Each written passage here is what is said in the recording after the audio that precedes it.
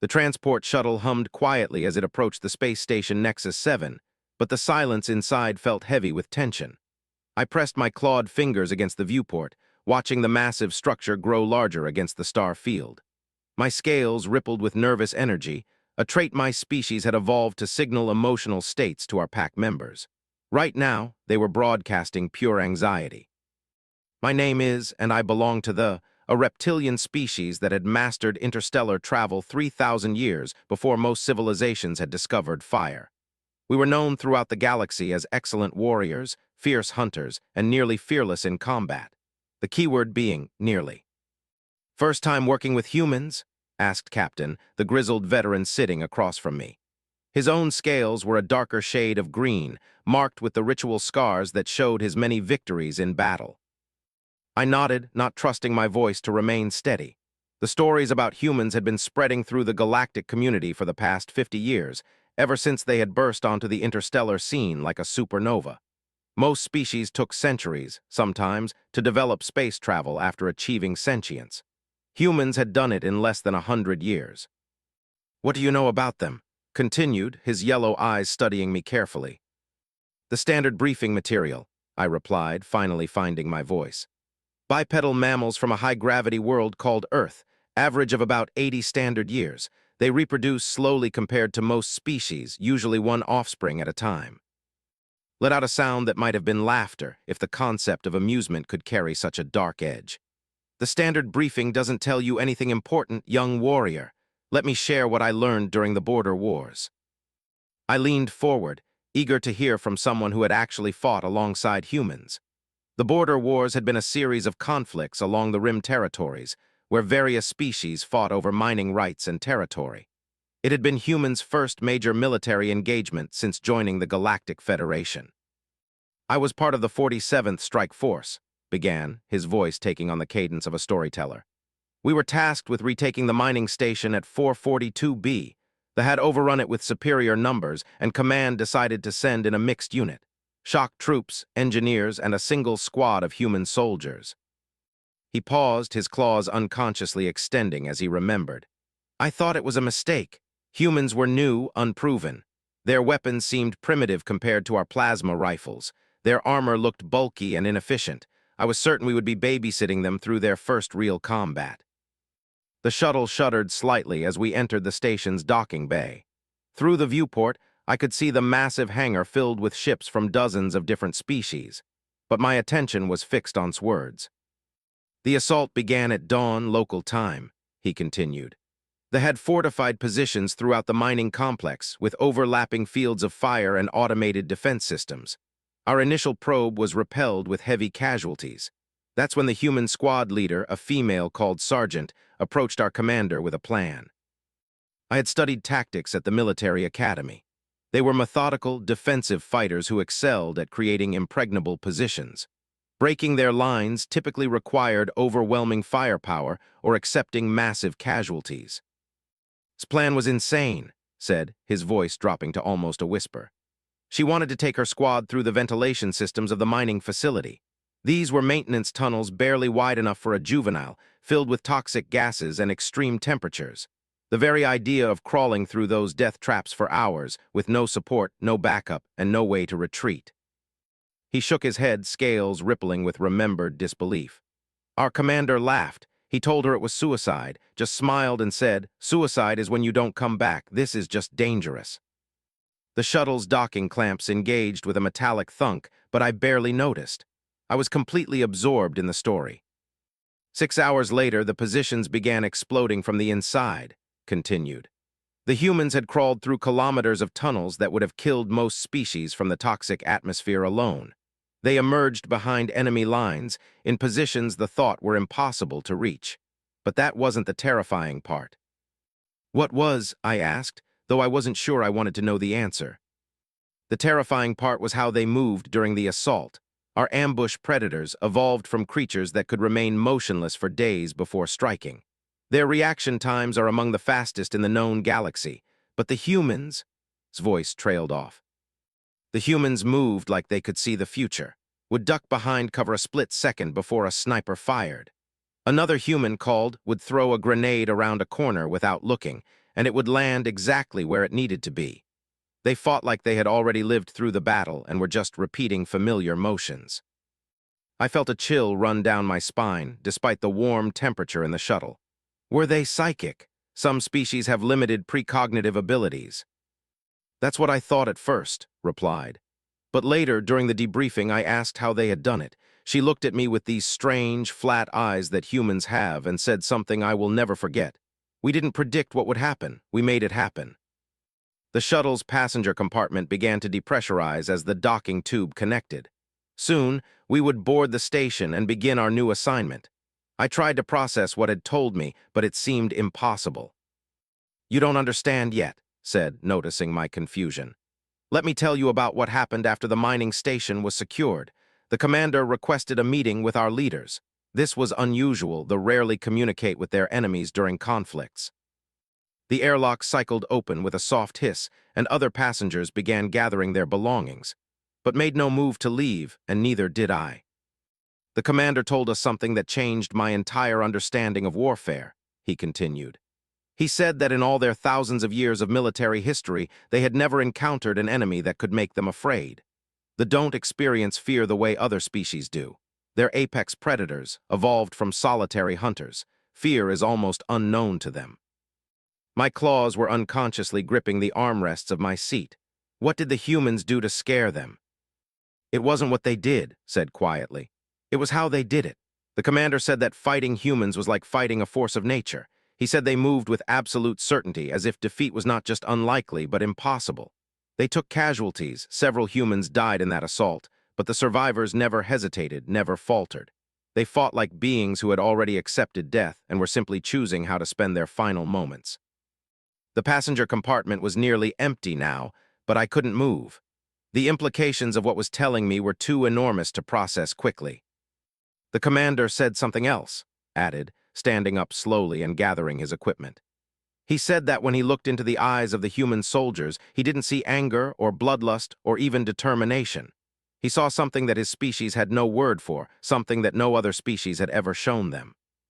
"What was it?" I asked, finally finding the strength to stand. "Pity," replied, heading toward the airlock. The humans looked at them with pity, as if they felt sorry for them, as if they were putting down sick animals rather than fighting enemy soldiers. We walked through the docking tube in silence, my mind reeling. The stories I had heard about human warfare suddenly took on a different character.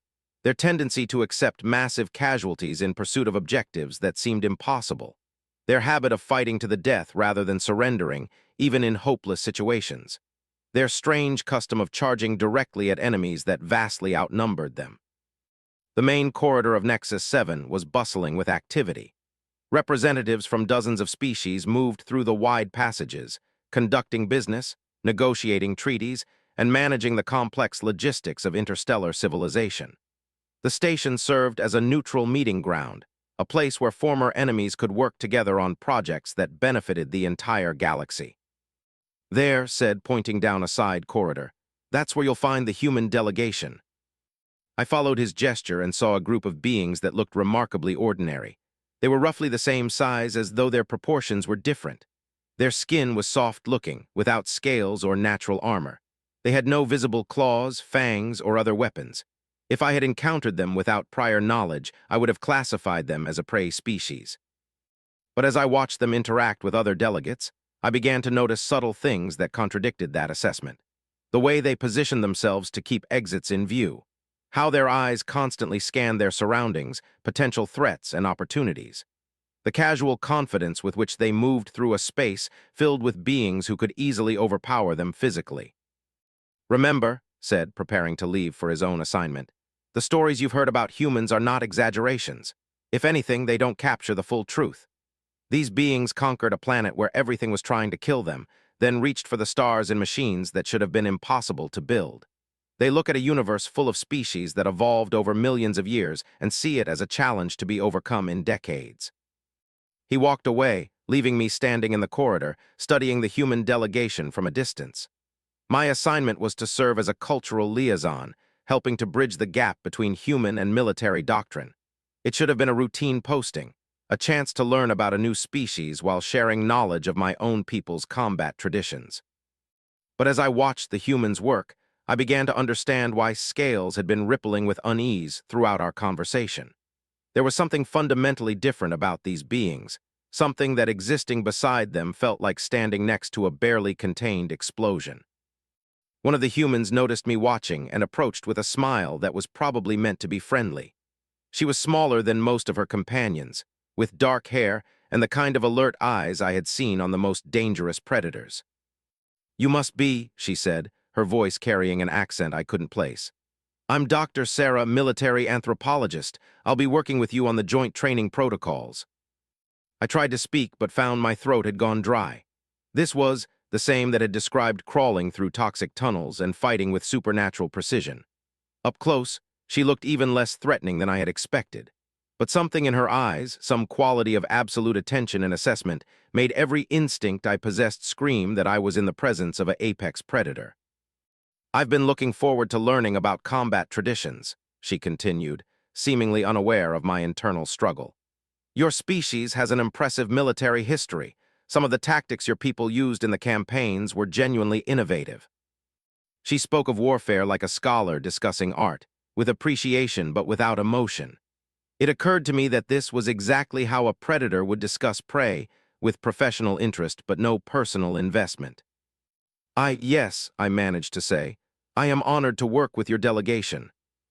Smile widened, and I noticed that human teeth were remarkably sharp for a supposed omnivorous species. "Excellent. Why don't you join us for dinner tonight? We can begin with informal discussions before tomorrow's official meetings."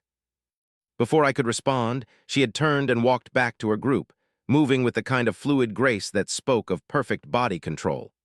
I was left standing in the corridor, my scales unconsciously shifting to camouflage patterns, a defensive response I had never experienced outside of actual combat situations.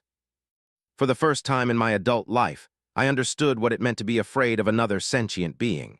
Not afraid of their weapons, or their ships, or their armies, but afraid of them personally. Afraid of what they might be capable of when all the restraints of civilization were stripped away. As I made my way to my assigned quarters, I found myself thinking about humanity's home planet, Earth. According to the briefing materials, it was a world where massive predators had roamed freely until very recently in geological terms, where natural disasters regularly reshaped entire continents, where the climate could shift from temperate to lethal without warning. Most species would have been shaped by such an environment into either perfect prey animals or highly specialized predators. Humans had somehow become both and neither. They had retained the cunning and adaptability of prey while developing the ruthlessness and pack coordination of apex predators. And they had done it all while maintaining the kind of intelligence and creativity that allowed them to build tools that could reshape reality itself. My quarters were small but comfortable, with a viewport that looked out onto the vast expanse of space. As I settled in for the night, I tried to imagine what it would be like to evolve on a world where survival required constant vigilance and split-second decisions, where the difference between life and death might come down to whether you could outthink, outfight, or outlast whatever was trying to kill you today. No wonder humans approached the galaxy with such confidence. To them, the vast emptiness of space was probably less dangerous than the world they had grown up on. The various species they encountered were probably less threatening than the creatures they had shared their home planet with. I fell asleep that night with a single thought echoing in my mind. Tomorrow, I would begin working closely with beings who had literally fought their way to the stars, and I had no idea what that was going to mean for the rest of the galaxy. But somehow I suspected that we were all about to find out. The next morning arrived too quickly for my liking. I had spent most of the night staring at the ceiling of my quarters, my mind racing with everything it told me about humans. Every time I managed to drift off to sleep, I would wake with a start, my scales rippling with anxiety patterns that I couldn't seem to control. The dining hall where the human delegation had invited me was located in the civilian section of Nexus 7. It was a large, open space with tables designed to accommodate the various body types and dietary needs of dozens of different species. The atmosphere was usually relaxed, filled with the kind of casual conversation that comes when beings from different worlds try to find common ground. But as I approached the human table, I noticed that the usual chatter had died down. Other species were giving the humans a wide berth, not out of obvious fear, but with the kind of unconscious respect that dangerous predators command. Even species that were significantly larger and more physically imposing seemed reluctant to get too close. Doctor spotted me first and waved me over with that same friendly smile that had unsettled me the day before. Up close, I could see the rest of the human delegation more clearly. There were 5 of them total, all wearing simple civilian clothes that somehow managed to look like uniforms anyway. "Perfect timing," said as I approached. "Let me introduce you to the rest of our team." The first human she indicated was a massive male who introduced himself as Commander Jackson. His handshake was firm but not crushing, clearly calculated to avoid causing injury to my more delicate finger bones. His eyes, however, were constantly moving, taking in every detail of our surroundings with the kind of systematic attention I had only seen in professional soldiers. "Pleasure to meet you," he said in a voice that sounded like it had been forged in combat. "Sarah's told me a lot about military doctrine. Your people's use of terrain advantage in the campaigns was masterful." The casual way he discussed military history made it clear that he had studied not just human conflicts, but wars involving dozens of different species. I realized that these humans probably knew more about my people's military capabilities than most did. The second human was Dr. Martinez, who specialized in comparative anatomy and evolutionary psychology. Her greeting was warmer than Jackson's, but her eyes held the same analytical quality. I had the uncomfortable feeling that she was my physical responses, possibly to better understand how reacted to stress. The third was Lieutenant, whose youthful appearance was completely contradicted by the way he carried himself. He moved with the kind of economy of motion that spoke of extensive combat training, and when he shook my hand, I noticed calluses that suggested familiarity with both weapons and manual labor. The final member was someone who wasn't introduced as military at all.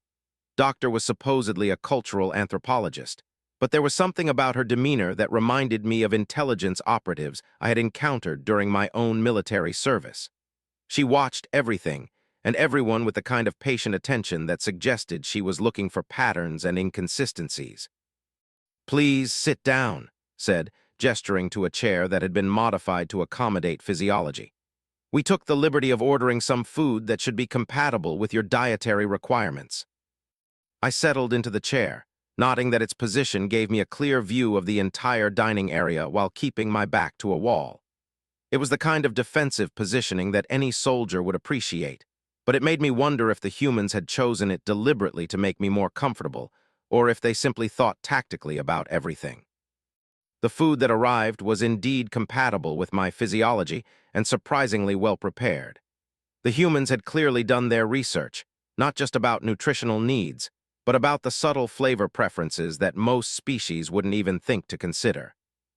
"So," began once everyone had been served, "I thought we could start by discussing some basic philosophical differences between human and approaches to warfare. From what I understand, your people prefer to establish overwhelming technological or numerical superiority before engaging an enemy." I nodded, chewing thoughtfully on something that tasted remarkably like the sea fruits from my home world. "The military doctrine emphasizes preparation and decisive action. We prefer to study our enemies extensively before committing to battle, then strike with sufficient force to ensure victory." "A sound approach," Commander Jackson said. "Minimizes casualties and maximizes the chances of success. Very logical." There was something in his tone that suggested he was leading up to a larger point. "But," I prompted. "But it assumes that you have time for preparation," Dr. Martinez interjected. "What happens when you're forced to fight without that luxury?" I considered the question carefully. It was true that military doctrine didn't emphasize improvisation or rapid adaptation. We were trained to be thorough, methodical, and overwhelming when we finally acted. But the idea of fighting without preparation was almost foreign to us.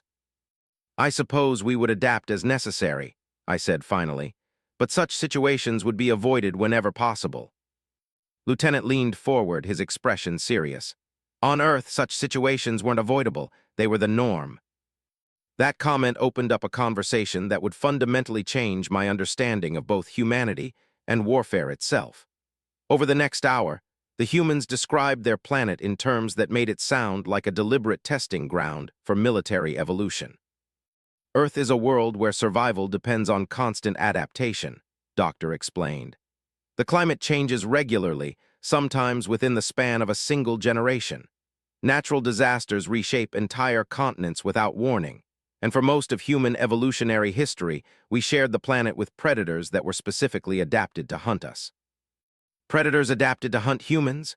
I asked, my scales unconsciously shifting to more muted colors. The idea was horrifying. Most species evolved on worlds where they were either apex predators themselves or had found ecological niches that protected them from serious threats. Saber-toothed cats, said casually as if she were discussing the weather. Cave bears, dire wolves, giant hyenas. For hundreds of thousands of years, humans were middle-tier prey animals. We survived not because we were stronger or faster than our predators, but because we were more adaptable and more willing to take risks. Commander Jackson nodded. The creatures that hunted us had all the traditional advantages, better senses, natural weapons, superior strength and speed. But they had one weakness.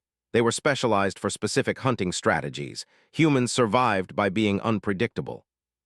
Unpredictable how? I asked, though I wasn't sure I wanted to know the answer. By doing things that no sane prey animal would do, Lieutenant said with a grin that showed entirely too many teeth. Like hunting the predators back. Dr. Martinez pulled out a small tablet and showed me an image that made my blood run cold. It was a primitive human, barely more advanced than the presentient creatures on my own world, holding a crude spear. But the spear was planted firmly in the side of a massive, saber-toothed creature that was clearly dying. Early humans didn't just run from predators, she explained. They studied them, learned their patterns, and then turned those patterns against them. They would track wounded predators to their dens and kill them there. They would steal prey from creatures 10 times their size. They would deliberately anger dangerous animals and then lead them into carefully prepared traps. The implications were staggering. Most prey species survived through camouflage, speed, or natural defenses.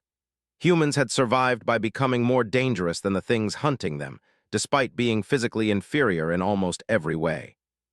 But that's just evolutionary history, Doctor continued.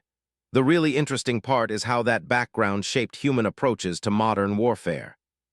She activated another display on her tablet, this one showing a tactical scenario I recognized from my own military training. It was a classic defensive position. High ground, good sight lines, multiple escape routes, and prepared fallback positions. Any competent military force would set up their defenses in exactly this way. This is how most species fight, explained. Establish superior positions, maintain supply lines, coordinate with supporting units, and engage only when victory is assured. The display shifted, showing the same terrain from a different angle. Now I could see a second force positioned in what looked like completely indefensible terrain. Low ground, poor visibility, no obvious escape routes, and completely surrounded by hostile forces. This is how humans fight when they have to, said quietly. From positions that should be impossible to hold, with inadequate supplies and without hope of reinforcement. But why? I asked, genuinely confused. Surely your people have learned better tactical principles by now. Commander Jackson laughed, but there was no humor in it. Oh, we know all about proper tactics. We teach them in our military academies just like everyone else. But we also teach something else that most species don't. Which is how to win when proper tactics don't work. The conversation that followed was unlike anything I had experienced in my military education. The humans described scenarios where their forces had been cut off from supply lines and had simply started making ammunition from local materials. Battles where they had been outnumbered 10 to 1 and had won by convincing the enemy that they were facing a much larger force. Campaigns where they had deliberately destroyed their own equipment to prevent it from being captured, then continued fighting with improvised weapons. The key difference, Doctor explained, is that most species fight to minimize losses. Humans fight to achieve objectives.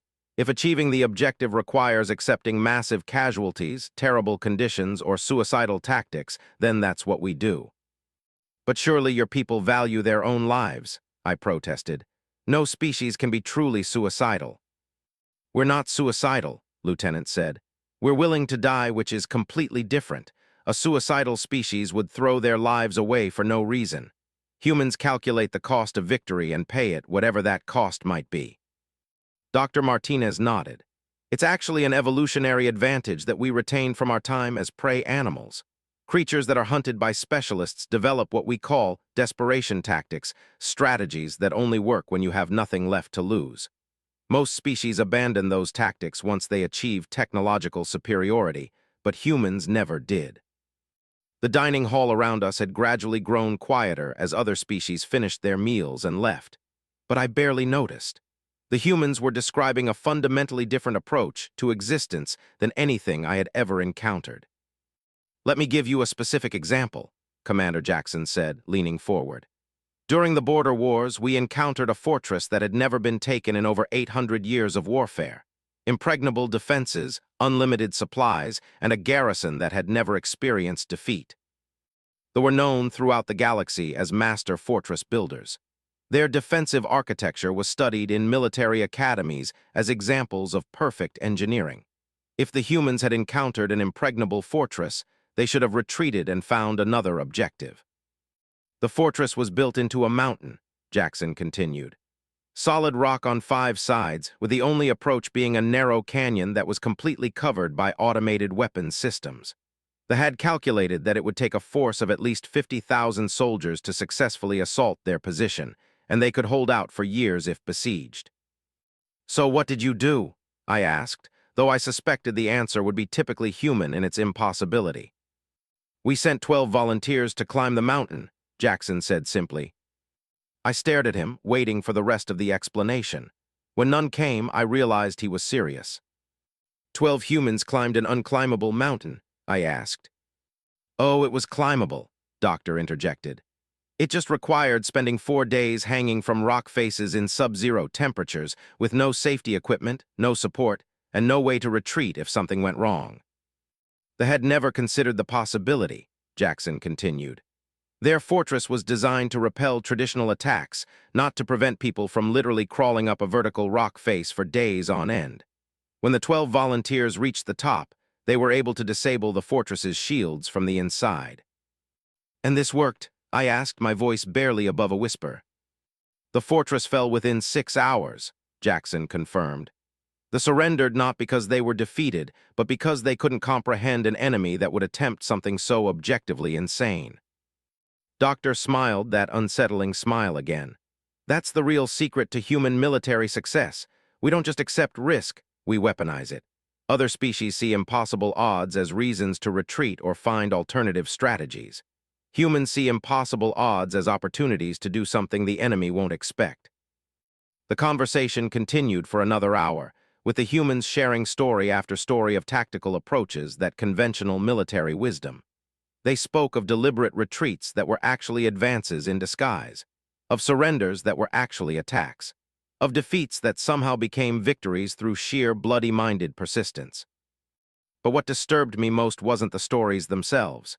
It was the casual way the humans told them, as if describing the weather or discussing lunch plans.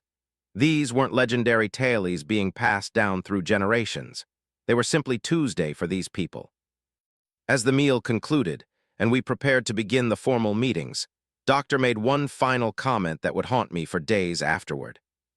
"You know," she said, gathering her materials with the same methodical precision she probably applied to everything, "the funny thing about human military doctrine is that we've never actually had to use it at full capacity."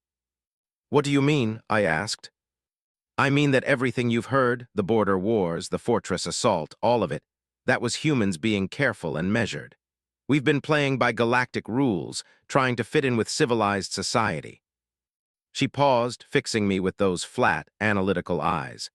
"The scary thing isn't what humans do when they're trying to be reasonable. The scary thing is what we're capable of when reasonable stops working."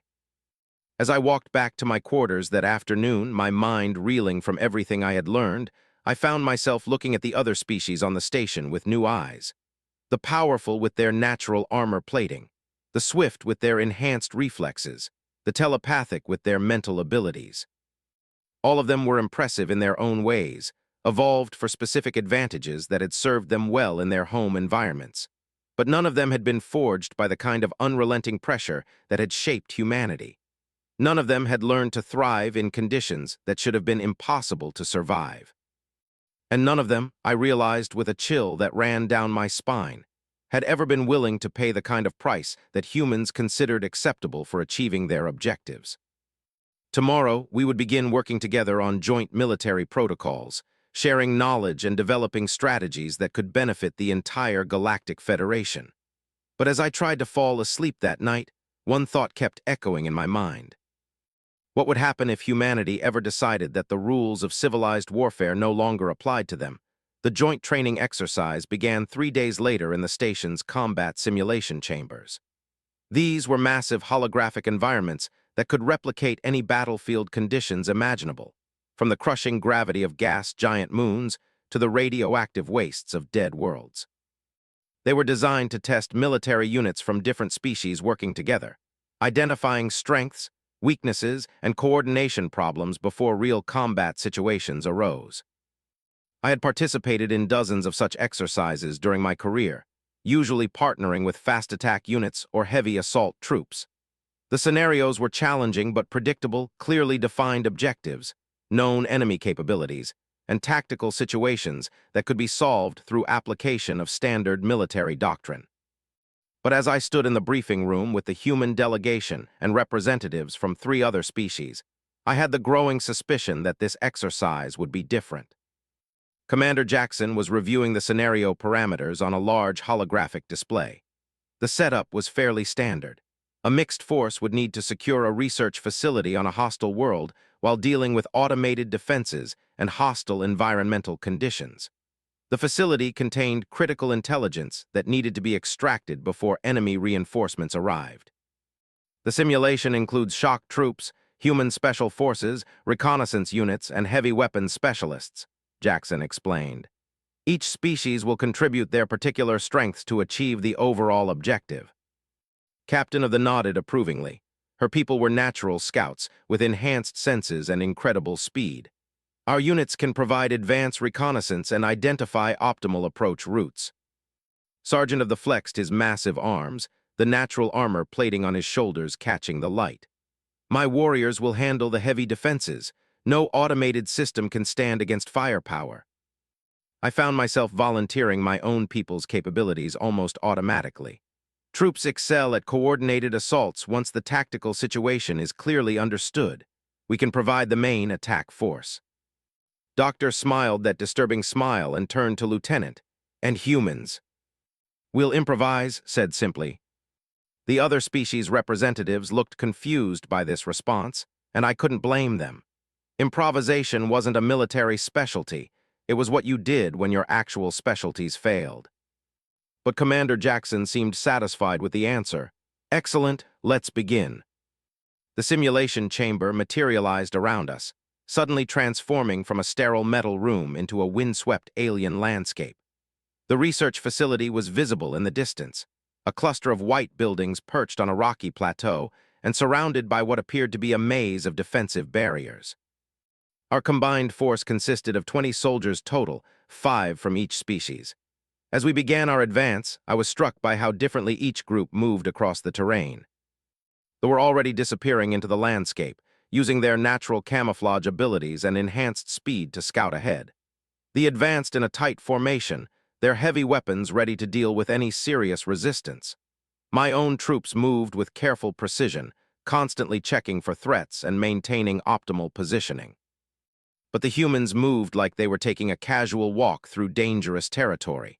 They weren't trying to hide or preparing for heavy combat They were simply moving forward with the kind of relaxed confidence that suggested they knew something the rest of us didn't.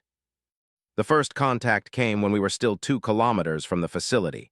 Captain's voice crackled through the communication system, multiple automated sentries detected, heavy weapons emplacements, energy shields protecting the main approaches. Sergeant immediately began deploying his heavy weapons team. My warriors can suppress the sentries while the main force advances. I was already calculating approach vectors and cover positions when Doctor's voice cut through our planning. What do you think? The young lieutenant had been studying the facility through a pair of simple optical binoculars, completely ignoring the sophisticated sensor equipment the rest of us were using. Looks like they're protecting against a conventional assault, he said thoughtfully. Meaning, I asked. Meaning they're not protecting against an unconventional one.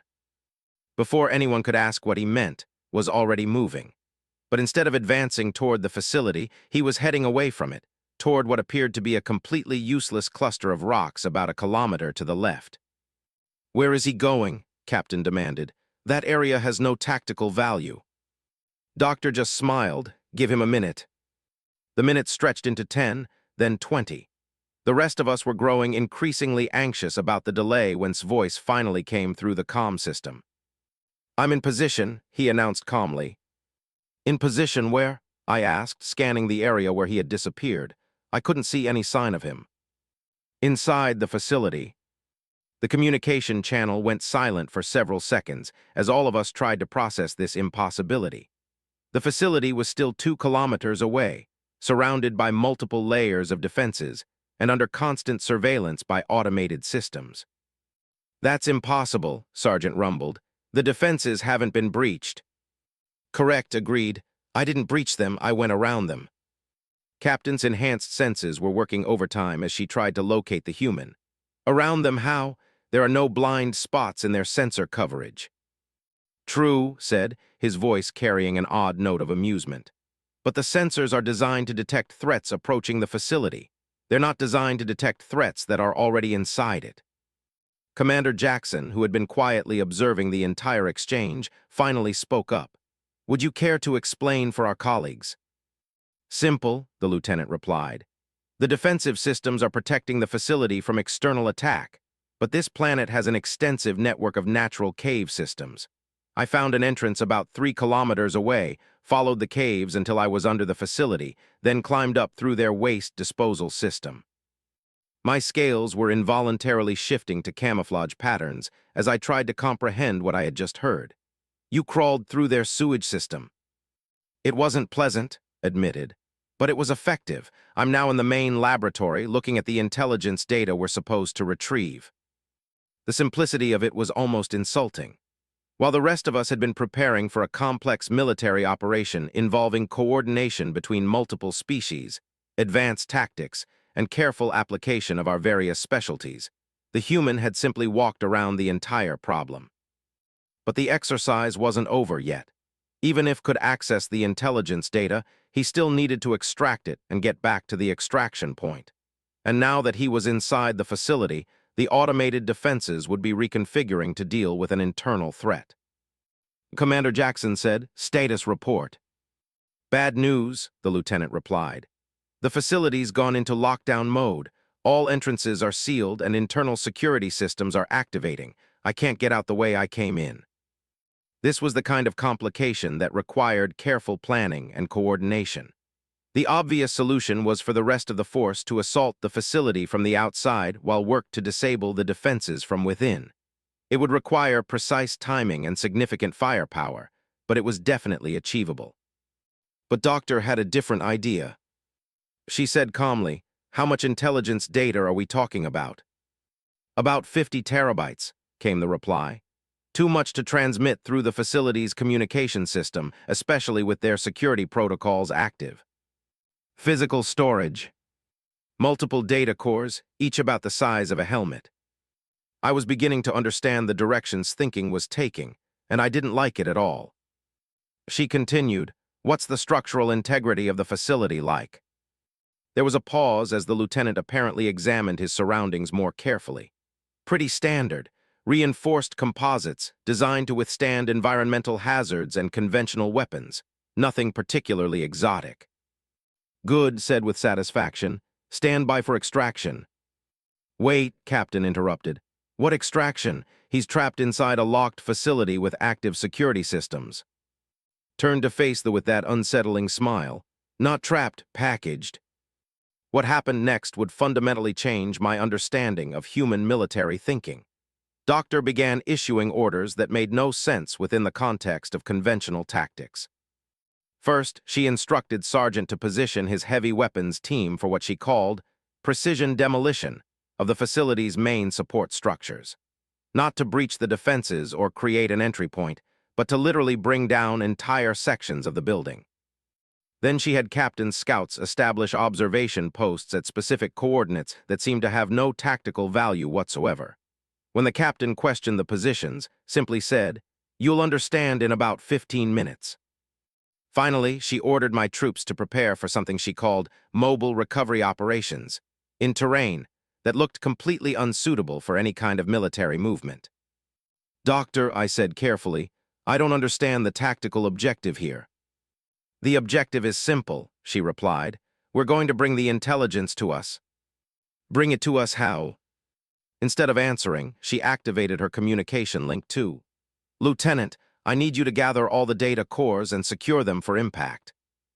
"Impact?" asked, though he didn't sound particularly surprised by the request. "We're going to drop the building on you." The communication channel went silent again as every non-human in our group tried to process what they had just heard. Doctor was proposing to demolish the facility with her own soldier still inside it. "That's insane," Sergeant rumbled. "You'll kill your own trooper." "No," replied with the kind of calm certainty that was becoming disturbingly familiar. "We'll package him for delivery." Over the next few minutes, explained her plan with the kind of matter-of-fact precision that made it sound almost reasonable. Would secure himself and the intelligence data in the facility's emergency shelter, which was designed to protect against natural disasters and was therefore built to survive significant structural collapse. The heavy weapons would then systematically destroy the facility's support structures, causing it to collapse in a controlled manner that would send the emergency shelter sliding down the rocky slope toward our position. The scouts would track the shelter's trajectory and guide it toward a soft landing zone that the troops would prepare with makeshift cushioning. "This is not a military operation," Captain protested. "This is an elaborate form of suicide." "It's creative problem-solving," Doctor corrected.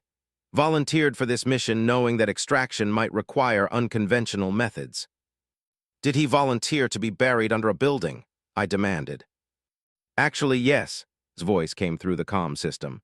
"Standard human special forces training includes extraction scenarios involving structural collapse, avalanche survival, and underwater egress. This is just Tuesday for us." The casual way he mentioned these impossible-sounding training scenarios made me realize that human military education was apparently designed to prepare soldiers for situations that no sane species would ever encounter voluntarily.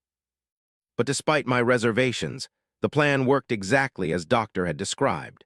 Sergeant Weapons' team brought down the facility with surgical precision, causing it to collapse in stages that sent the emergency shelter sliding down the slope like a massive, heavily armored toboggan. Captain Scouts tracked its trajectory with millimeter precision, calling out course corrections that allowed the troops to position themselves for optimal recovery. When the shelter finally came to rest in a cloud of dust and debris, emerged from it completely unharmed and carrying all 50 terabytes of intelligence data. The entire operation, from initial contact to successful extraction, had taken less than 2 hours. As we regrouped at the extraction point, I found myself studying the humans with a mixture of awe and terror. They had approached a complex military problem by completely ignoring conventional tactical doctrine and instead treating it like an engineering challenge with human resources as just another tool to be deployed creatively. "How did you know that would work?" I asked Doctor as we waited for the simulation to end. "We didn't," she replied with that damned smile, "but we knew it could work and that was good enough." "What if it had failed?" "Then we would have tried something else." The simplicity of her answer was somehow more disturbing than if she had outlined elaborate backup plans. The humans weren't succeeding because they were better prepared than everyone else. They were succeeding because they were willing to attempt things that other species would never consider. Commander Jackson called the group together for the post-exercise debrief. "Comments?" he asked. Captain spoke first, her usually controlled demeanor showing signs of strain. "That was the most reckless military operation I have ever witnessed. You could have killed your own soldier." "Could have," Jackson agreed. "Didn't." Sergeant was shaking his massive head in disbelief. "My people pride ourselves on courage in battle, but what you did was beyond courage. It was madness." "From your perspective, probably," Jackson said without any sign of offense. "From ours, it was just an efficient use of available resources." When it came to my turn, I found myself struggling to put my thoughts into words. "I've been thinking about what Captain told me about the border wars," I said finally. "About how humans fight like they can see the future, but that's not it, is it?" Doctor raised an eyebrow, inviting me to continue. "You don't predict what's going to happen," I said, the realization hitting me like a physical blow. "You decide what's going to happen, and then you make reality conform to that decision." "That's very perceptive," Dr. Martinez said, speaking up for the first time during the debrief. "Most species develop military doctrine based on adapting to circumstances. Humans develop doctrine based on changing circumstances to suit our objectives." Lieutenant, who was still brushing dust and debris from his uniform, grinned. "It's not really that complicated. We just refuse to accept that problems are unsolvable." "But some problems are unsolvable," I protested. "Physics has limitations, resources are finite, some situations are genuinely impossible." "Maybe," Doctor said thoughtfully. "But we've found that most situations that seem impossible are just problems that nobody has been creative enough to solve yet." As the simulation chamber deactivated and returned to its normal metallic appearance, I found myself thinking about everything I had witnessed. The humans hadn't just completed the exercise successfully. They had completed it in a way that invalidated the basic assumptions the exercise was built on. The scenario had been designed to test how different species could coordinate their specialized abilities to overcome a challenging but conventional tactical problem. The humans had treated it as an opportunity to demonstrate that conventional tactical problems were just invitations to be unconventional. But what disturbed me most was the realization that this had probably been a relatively simple exercise by human standards. They had approached it with the kind of casual confidence that suggested they dealt with far more complex problems on a regular basis. As we walked back toward the main section of the station, Doctor fell into step beside me. "You're very quiet," she observed. "I'm trying to understand something," I admitted. "Your species has been part of the Galactic Federation for 50 years now. You've participated in joint exercises, shared technology, cooperated on scientific projects. But somehow I don't think any of us really understand what humans are capable of." "Probably not," she agreed. "We've been very careful to play by galactic rules and not upset the established order. Humanity values its membership in the Federation." There was something in her tone that suggested an unfinished thought. "But," I prompted. She stopped walking and turned to face me, her expression more serious than I had ever seen it. "But we've never actually been tested. Everything you've seen, the border wars, today's exercise, all of it, that's humanity operating under significant constraints." "Constraints?" "Rules of engagement that prioritize minimizing casualties, diplomatic considerations that require us to avoid certain tactics, resource limitations imposed by fighting far from our supply bases." She paused, studying my face carefully. "We've never fought a war where survival of our species was actually at stake." The implications of what she was saying hit me like a cold wind. "You mean humanity has been holding back?" "Not holding back," she corrected. "Adapting. We've learned to fight the way our allies expect us to fight, but if we ever faced a truly existential threat, something that endangered human survival or the safety of our home world." She trailed off, leaving the sentence unfinished. "What would happen?" I asked, though I wasn't sure I wanted to know the answer. Doctor's smile returned, but this time it carried no warmth at all. "Then you would see what humans are actually capable of when we stop worrying about being civilized." As I made my way back to my quarters that evening, her words echoed in my mind. I had thought I was beginning to understand humanity, their adaptability, their willingness to take risks, their refusal to accept defeat. But Doctor's comment suggested that everything I had learned was just the surface level. The humans I had been working with were not representative of humanity at its most dangerous. They were representatives of humanity trying to fit into galactic civilization, trying to be good neighbors and responsible members of the interstellar community. But underneath that veneer of civilization was something that had fought its way up from a world where everything was trying to kill it. Something that had developed technologies in decades that took other species to achieve. Something that looked at the vast, hostile emptiness of space and saw it as a challenge to be overcome rather than a barrier to expansion. And according to Doctor, The galaxy had never actually seen that something unleashed at full capacity. I fell asleep that night with a single terrifying thought. What would happen to the rest of the galaxy if humanity ever decided that the rules of civilized warfare no longer applied? The answer, I suspected, was something that no species in the Federation was prepared to contemplate.